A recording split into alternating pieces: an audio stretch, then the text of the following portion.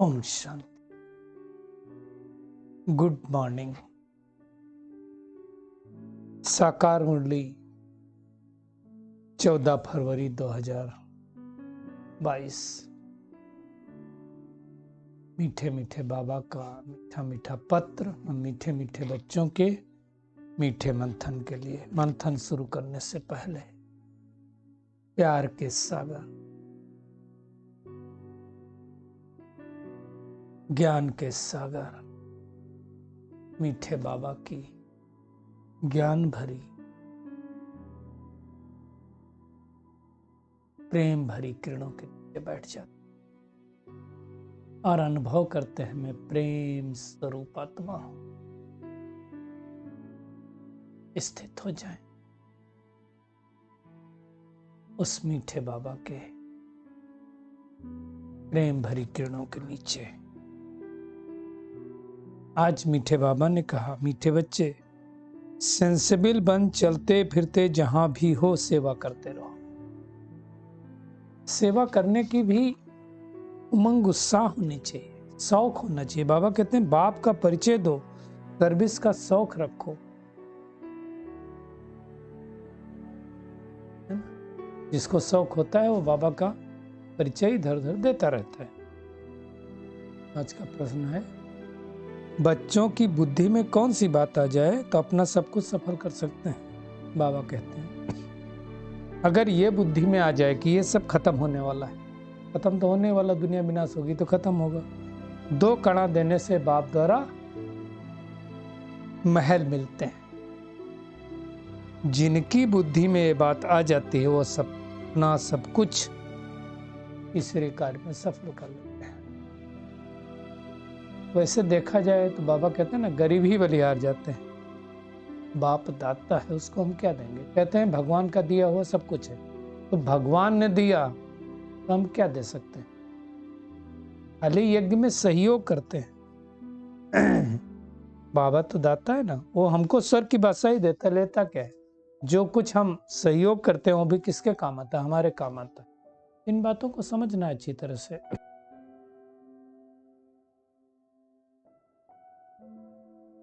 आज का गीत है प्रीतमान मिलो। बाबा कहते हैं प्रीतमाएं कौन, ब्राइड, सजनिया। साजन कौन, शिव बाबा है ना। सारी दुनिया के स्त्री पुरुष मिल करके उनको बुलाते हैं इस समय, ढेरों के ढेर। तो जरूर उनकी प्रीतमाओं का कोई प्रीतम होगा। सब एक परमपिता परमात्मा को बुलाते हैं कि आओ, क्या करने आओ, हमको फिर से सुखी बनाओ, है ना। तो इसलिए उनका यादगार है। हालांकि दुनिया में और भी बहुत सारे यादगार हैं, लक्ष्मी नारायण का, राम सीता का। क्यों? क्योंकि वो देवताएं भी मनुष्यों से ऊंच है, लेकिन सबसे ऊंच वो परमपिता परमात्मा है। उनको कोई भगवान नहीं कहा जा सकता है। ब्रह्मा विष्णु शंकर सूक्ष्मतन में, फिर ब्रह्मा और जगत अम्बा वो मुख्य हैं। बाबा कहते हैं ये सारी ज्ञान किसकी बुद्धि में, बच्चों की बुद्धि में, और तो किसी को पता ही नहीं है। हमको ही पता है कि हम ऊंचे से ऊंचे शिव बाबा से स्वर का वर्षा ले रहे हैं। दुनिया वाले थोड़ी जानते हैं उस पिता को। जाने तो तब जब वो आए, आकर के अपना परिचय दें। बाबा भी हम बच्चों के सिवा किसी से मिलता थोड़ी है, मिल नहीं सकता ना। तो यहां ताल्लुक है बाप और बच्चों का, है ना। बाबा मुरली भी किसके आगे चलाता है, बच्चों के आगे। दुनिया वाले अगर कोई आए जिसको ज्ञान ही नहीं है, कोर्स ही नहीं किया, उसको थोड़ी मुरली समझ में आएगी, है ना। दुनिया में लोग कहते हैं नाम रूप से न्यारा है। हम बच्चे क्या कहते हैं, नाम रूप से न्यारा नहीं, नाम भी है रूप भी है। नाम क्या है, शिव बाबा। रूप क्या है, ज्योति स्वरूप। देश भी है, परमधाम का रहने वाला है। चित्र भी है ना उसका, चरित्र भी है, सब कुछ है। उसको ही बिलाते हैं। इसलिए आप देखो शिव बाबा के जो मंदिर होते हैं, शिवालय होते हैं, उसमें बैल भी दिखाते हैं, जिसको नंदीगढ़ कहते हैं। इससे सिद्ध क्या होता है, परमात्मा तन में आता। तो ब्रह्मा का प्रतीक बना दिया है लोगों ने। बाबा कहते हैं मनुष्य कितने बुद्धू हैं, कुछ भी समझते नहीं। बैल की भ्रुकुटी में शिव बाबा, वैसे परमात्मा बैल की भ्रुकुटी में क्यों बैठेगा? ब्रह्मा की भ्रुकुटी में बैठ करके हमें एक ज्ञान सुनाता है। ये बातें हम समझते, दुनिया वाली थोड़ी समझते हैं। कहेंगे दुनिया में गॉडफादर, परंतु कौन है, क्या करता है, वो किसी को मालूम नहीं। लौकिक फादर का नाम हर एक को पता होता है। हमारे पारलौकिक फादर का नाम शिव बाबा। वैसे तो बहुत सारे नाम शिव बाबा के रखे हैं, लेकिन मुख्य नाम एक ही है ना। तो बाबा कहते हैं कि दुनिया वाले सोचते हैं भक्ति मार्ग से भगवान मिलेगा। भक्ति से भगवान नहीं मिलता है। हाँ, भक्ति पूरी होती है तो भक्ति का फल ज्ञान मिलता है। दुनिया में थोड़ी पता कब भगवान मिलेगा, कब आएगा, कैसे मुक्ति मिलेगी, कैसे जीवन मुक्ति मिलेगी, कुछ नहीं मालूम। साक्षात्कार अगर किसी देवी देवता का हो गया तो समझ लेते हैं भगवान मिल गया, है ना। वो परमात्मा ही पतितों को पावन बनाने वाला है, दुख हरता दुख करता वही। बाबा तो दाता है, हम क्या देते हैं उसको, क्या दे सकते हैं? भगवान का दिया हुआ है। परंतु इस यज्ञ में अगर कार्य में लगाते हैं, उसके बदले में हमें इसमें महल मिलते हैं, सतयुग में महल मिलते हैं। बाबा कहते हैं अगर कोई सेंसिबल हो ना तो चलते फिरते भी सेवा कर सकता है, पूछ सकता है, भाई परमपिता परमात्मा से तुम्हारा क्या संबंध है, तुम जानते हो उसको? बाबा कहते हैं तो इतना समझ होनी चाहिए, जैसे बिच्छू भी नरम चीज देख करके डंक मारती है ना, तो हमको भी ये धंधा करना है, सबको राजयोग सिखलाना है ना। ये समझ की बात है ना, सबको समझ में तो आता नहीं। तो बाबा कहते हैं एक तो सेवा करो और दूसरा क्या करो, मुझे याद करो। पवित्र रहेंगे तो ऐसा पद भी मिलेगा। मतलब मुख्य बात है हम बाबा को याद करना है और सेवा करनी है ना। और संग टूट जाए, एक संग जुट जाए, इसमें ही मेहनत है। नहीं तो और संग टूटते नहीं तो फिर एक संग जुड़ता नहीं। हमें देखना है कि हमारा बाबा के संग बुद्धि योग जुड़ा है कि नहीं जुड़ा है। बाबा कहते हैं यही बड़ी मंजिल है। 8 घंटा बाबा कहते हैं सर्विस में रहो। कितनी बार कहा, 8 घंटा अपना धंधा धोरी करो, नौकरी करो, 8 घंटा आराम करो और 8 घंटा ये सर्विस करो। बाबा कहते हैं कोई कृष्ण को याद करता है, कोई राम को याद करता है। अच्छा, बाबा कहते चलो राम को याद करते हो, राम की राजधानी को याद करो। तो निरंतर तो याद रहता नहीं, निरंतर याद रहे तो अंतमति सो गति हो जाएगी। ये भी मेहनत। भक्ति में भी किसी का बुद्धि योग ऐसा नहीं होता कि लगे रहे, इसलिए ऐसे थोड़ी गए अनंत काल जो स्त्री से मिले। इसलिए गुरु लोग क्या करते, घर बार छोड़ के चले जाते हैं। भक्ति से ताकत नहीं मिलती, जो बुद्धि एक से लगी रहे। ज्ञान से हमें ताकत मिलती है ना। भगवान स्वयं आकर कहते हैं मुझे याद करो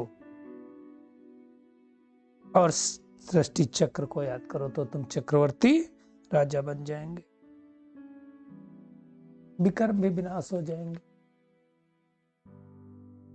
ये सब बातें बाबा ही समझा सकता है और कोई समझा नहीं सकता।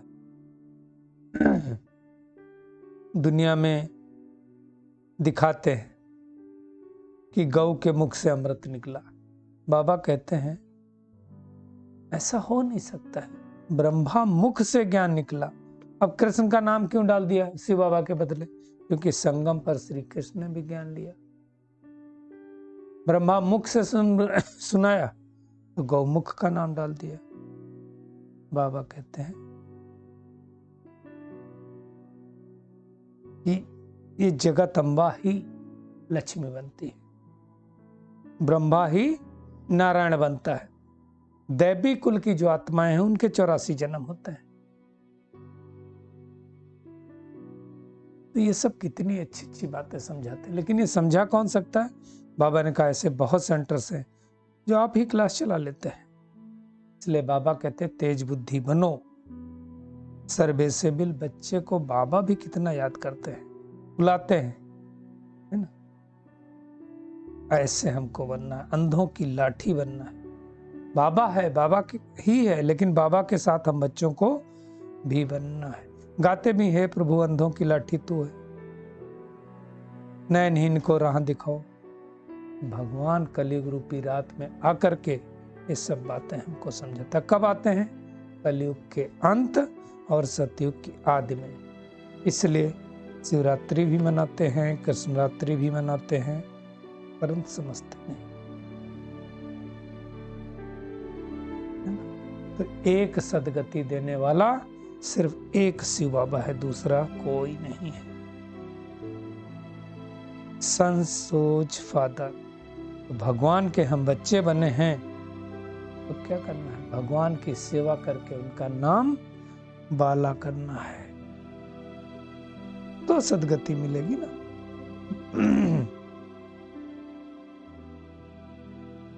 अब हमको बाबा की श्रीमत पर चल करके किसी को मुक्ति, किसी को जीवन मुक्ति देना है। समझ के सामने वाली आत्मा को क्या चाहिए और उनको समझाएंगे कि उनको याद करो तो अंतमति तो गति हो जाएगी। कल बाबा ने कहा ना कि आत्मा को परखो, कौन सी आत्मा को क्या चाहिए, फिर उस मुताबिक उनको ज्ञान दो।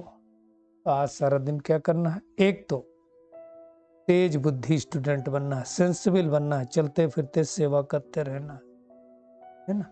कम से कम 8 घंटा इस याद की सर्विस में रहना है। इकट्ठे रहो तो भी, और संग तोड़ करके एक परमात्मा के संग बुद्धि योग जोड़ना है। बाप समान अंधों की लाठी बन करके मुक्ति, जीवन मुक्ति का रास्ता सबको बताना है। तेज बुद्धि स्टूडेंट, डल हेड नहीं। आज का बाबा का खूबसूरत वरदान है, अल्पकाल के सहारे के किनारों को छोड़ बाप को सहारा बनाने वाले यथार्थ पुरुषार्थी भव। बाबा कहते हैं अल्पकाल के आधारों का सहारा जिसको किनारा बनाकर रखा है, यह अल्पकाल के सहारे के किनारे भी छोड़ दो। जब तक हम कुछ पकड़ करके रखेंगे तब तक हम आगे नहीं बढ़ सकते। किसी को तैरना सीखना हो और कोई वस्तु को पकड़ करके और बोले मैं तैर रहा हूं, तो तैर नहीं सकता, सीख नहीं सकता। और जब उसको छोड़ देगा फिर हाथ पैर मारेगा तो सीख पाएगा। ऐसे ही बाबा कहते जब तक ये किनारे हैं तो सदा बाप का सहारा अनुभव नहीं कर सकता है। कोई भी व्यक्ति बाप का सहारा नहीं है, इसलिए हद के किनारों को सहारा बना लेते हो।